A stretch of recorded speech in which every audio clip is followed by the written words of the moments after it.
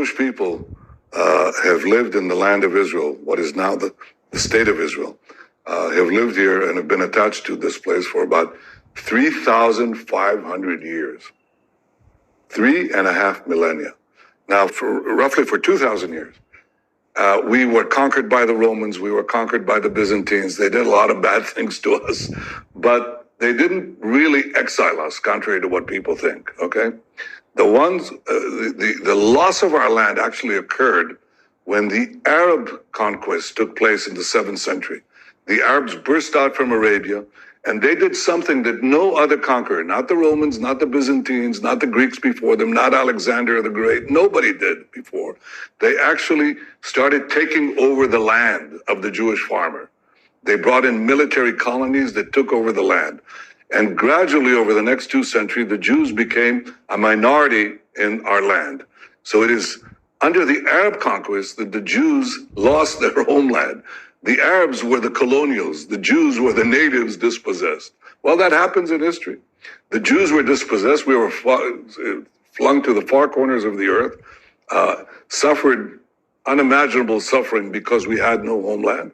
But we didn't disappear, and we never gave up the dream of coming back to our ancestral homeland. The Arabs who had conquered the land basically left it barren. They never made it their own. It was a barren land. It really had, practically it was an empty land. And in the 19th century, the idea of coming back next year in Jerusalem became a reality. By the way, in part because of Christian Zionist support for the idea of the Great Return.